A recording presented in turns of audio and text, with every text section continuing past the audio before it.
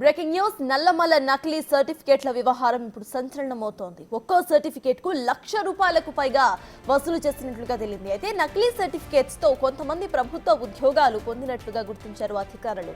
75 మందికి పైగా నకిలీ సర్టిఫికేట్లతో ఉద్యోగం పొందినట్లుగా తెలుస్తోంది. దీనికి పూర్తి ఆధారాలు సేకరించే పనిలో ఉన్నారు ఇంటెలిజెన్స్ విభాగ అధికారులు.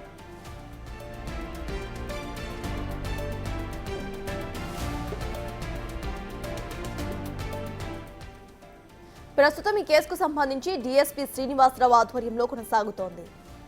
అయితే పదర మండలం ఉపాధ్యాయుడే ప్రధాన సూత్రధారిగా గుర్తించారు అధికారులు. ఉద్యోగం కన్ఫర్మ్ అయిన తర్వాత అభ్యర్థుల నుంచి 10 లక్షలు ఇవ్వాల్సిందిగా డీల్ కూడా కుదుర్చుకున్నట్లుగా సమాచారం.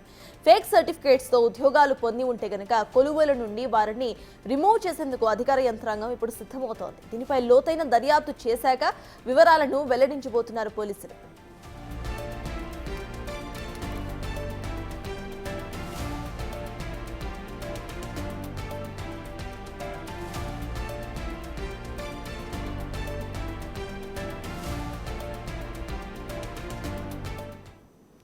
ఇదే అంశంపై పూర్తి డీటెయిల్స్ మా ప్రతినిధి శంకర్ అందిస్తారు. శంకర్, చెప్పండి, ఇటు నకిలీ సర్టిఫికేట్స్ తో గవర్నమెంట్ జాబ్స్ పొందినట్టుగా తెలుస్తోంది కొంతమంది.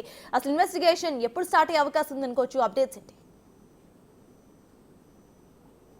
సత్తాజ్, నాగర్ కర్నూలు జిల్లా నల్లమల్ల నుండి ప్రారంభమైనటువంటి ఒక నకిలీ సర్టిఫికెట్ల దందా అనేది కూడా పూర్తి స్థాయిలో హాట్ టాపిక్ గా మారినటువంటి పరిస్థితి కనిపిస్తుంది.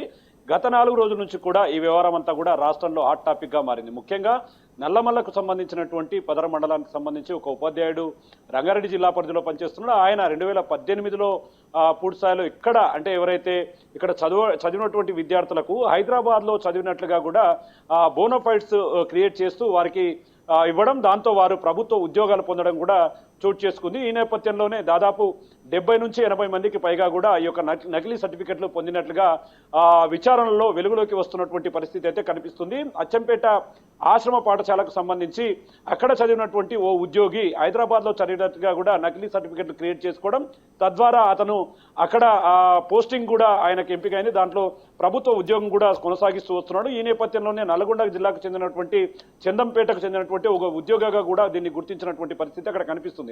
మేజర్ గా స్థానికతను బేస్ చేసుకోవడానికి, అంటే హైదరాబాద్ కు సంబంధించి చదివిన వారికి ప్రముఖ ప్రాధాన్యత ఉండడంతో ఇక్కడ చదివిన వాళ్ళు ఇక్కడ చదివినట్లుగా కాకుండా అక్కడ చదివినట్టుగా ఈ యొక్క ఫేక్ సర్టిఫికెట్లు క్రియేట్ చేయడంతో ఈ వ్యవహారం అంతా కూడా కొనసాగినట్లుగా ఇంటెలిజెన్స్ విభాగం అయితే గుర్తించింది. గత 4 రోజులుగా కూడా దీని మీద ప్రభుత్వం సీరియస్ కావడం, విద్యాశాఖ పూర్తి స్థాయిలో దీని మీద ఫైర్ అవుతూ వస్తుంది. దీనికి సంబంధించి ఇప్పటికే ఉన్నతాధికారులు కూడా ఆ జిల్లాకు సంబంధించినటువంటి ఉమ్మడి జిల్లాలో పర్యటిస్తున్నారు. ఎక్కడెక్కడ ఈ ఫేక్ సర్టిఫికెట్ల వ్యవహారం బయటపడుతుంది, ఆ క్రమంలో కూడా వాళ్ళు నిజాలను నిగ్గు తెచ్చే విధంగా కూడా ముందుకు వెళ్తున్నటువంటి పరిస్థితి అయితే ఇక్కడ ఓవరాల్ గా కనిపిస్తుంది. ఇక ముఖ్యంగా నాగర్ కర్నూలు జిల్లాకు సంబంధించి డీఎస్పీ శ్రీనివాసరావు ఆధ్వర్యంలో కూడా ఈ యొక్క విచారణ కొనసాగుతుంది. నిన్న మొన్న దాదాపు కొంతమందిని స్థానిక సిఐ కూడా పూర్తి స్థాయిలో విచారించినట్టుగా తెలుస్తుంది. ఏది ఏమైనప్పటికీ అంటే ఉద్యోగానికి ముందు దాదాపు ₹1,00,000 ఇవ్వాలి ఫేక్ సర్టిఫికెట్లు తీసుకుంటే, ఆ తర్వాత ఉద్యోగం పొందిన తర్వాత 10 లక్షలు ఇవ్వాలి అంటూ కూడా డీల్ కుదుర్చుకున్నట్టుగా కూడా సమాచారం వస్తుంది. మొత్తంగా దాదాపు కోట్ల రూపాయల వ్యవహారం కూడా ఇందులో ఉన్నట్టుగా కూడా స్థానికంగా ఉన్నటువంటి వారు గుర్తిస్తున్నారు. సత్తాజ్,